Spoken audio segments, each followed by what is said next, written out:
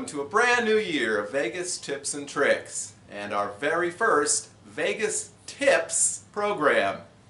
Of course, to start out the new year, I'm going to give you my top 10 tips for visiting and traveling to Las Vegas. We're going to do part 1 this Saturday, and a week from today we're going to have part 2.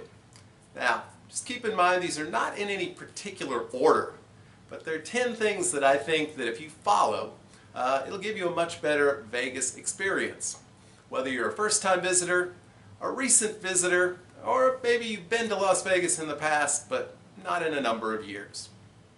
So, without any further ado, let's get started on the first part of our show. My first tip is about getting to Las Vegas, which is pretty important unless you're already there.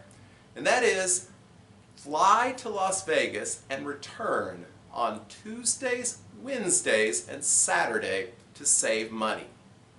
Most people who are traveling to Las Vegas are traveling over the weekend.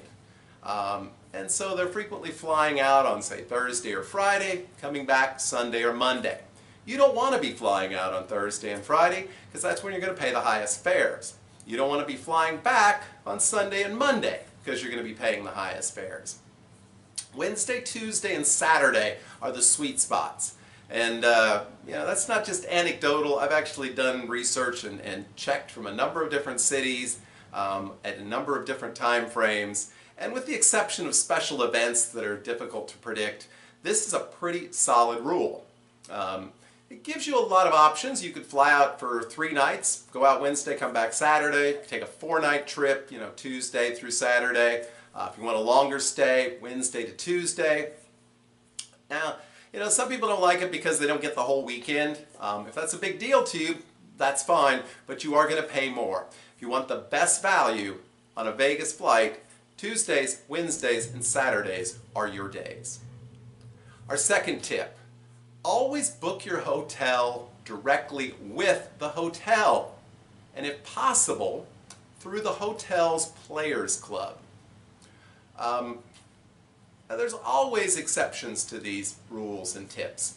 Sometimes you just come upon this ridiculous deal. I've heard many times people have talked about particularly packages with airlines where you'll suddenly see the price of the package is little more or sometimes even less than the package of the flight. Well, obviously, go ahead.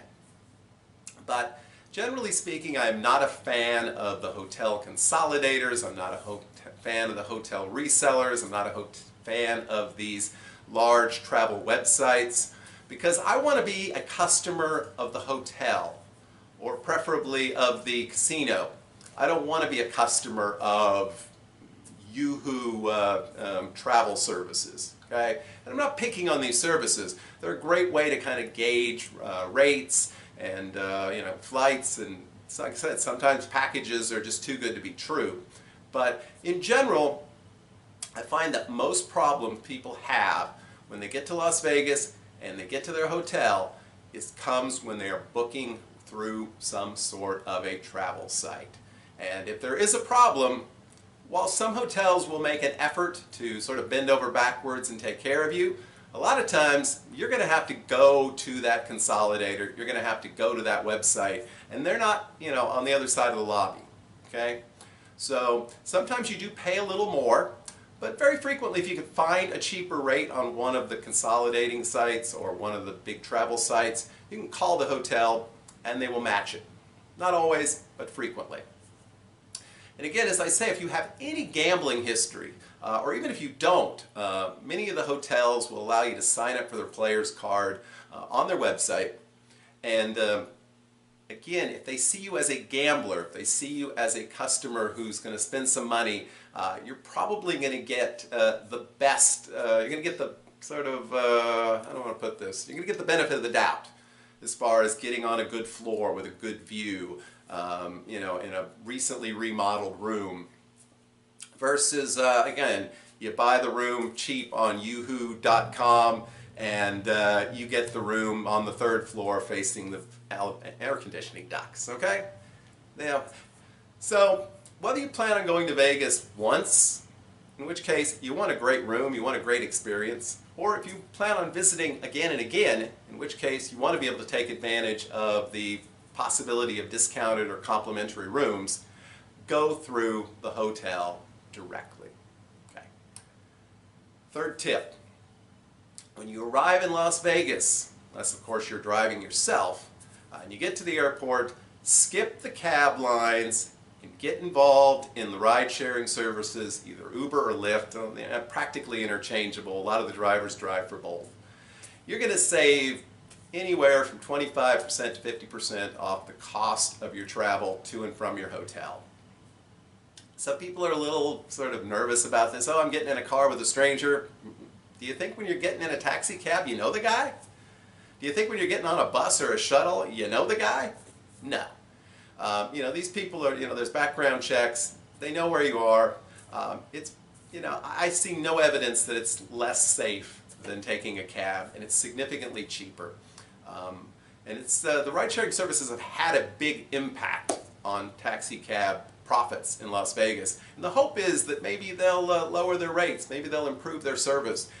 Cabs in Las Vegas have a bad reputation for high prices, for liking to take advantage of customers when they travel from the airport, the old tunneling, long hauling you to where what should be a $15 cab ride turns into a $25 cab ride. Save yourself some money. Download the Uber and the Lyft app if you've never used it before. There are sign-up bonuses. They're very good sign-up bonuses, you know, like 50% off rides or $20 credit. So check it out. It's the way to go. It's my recommendation. One of my tips.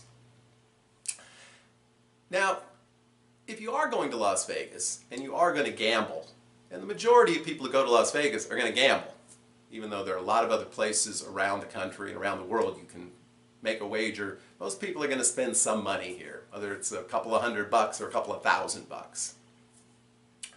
I recommend, if you're planning to gamble, to set a daily gambling budget and separate that out from the rest of your entertainment budget. Don't mix it all together. And stick to that budget. You're not going to win in Las Vegas. You can. It happens. I've come home with money 3 or 4 times. I've been there 40 times, okay? So maybe 10% of the time you'll come home a winner. In all likelihood, you're going to lose. So set a loss limit, whether you want to break that up by days or sessions or whatever it is. And if you have a winning session, great. But set that gambling money aside. And in my personal opinion, if you come home with any of that gambling money, that's a win. Because you should assume that money is entertainment and it's going to be gone. You budget $500 for gambling and you only lose $400, that's a $100 win. And that's my advice on gambling in Las Vegas. And finally, the tip that I give everybody over and over again, and it's really hard for people that are terribly sort of type A personalities and very sort of OCD, but don't over-plan, okay? Don't try to detail out everything you're going to do every day on the trip. I recommend, hey, you know, maybe you plan one meal a day that's going to be a special meal, whether it's breakfast, lunch, dinner, wherever, someplace that you'd like to check out. Do that. And maybe one show or attraction that you're going to do that day. Whether you're going to hit up a Cirque du Soleil show, or you're going to go downtown and take the zip line, whatever it is, try not to overschedule things. The great thing about Las Vegas is there's so much happening. It's happening all the time. You never know what's going to catch your eye. Even after bidding there dozens of times, things surprise me. You want to be able to be spontaneous enough to take advantage of those little detours that you're not expecting. So have a good time, and you know, if there's things you really want to do, hey, plan them in. But don't try to, you know, plan out your days in 30-minute or 1-hour segments, even if that's normally the way you live. So that's the first 5 of my top 10 tips for traveling to Las Vegas. We've got 5 more coming next week. If you've got some Vegas tips you'd like to share, please leave them in the comments. If you enjoyed this video, please like it, give it a thumbs up.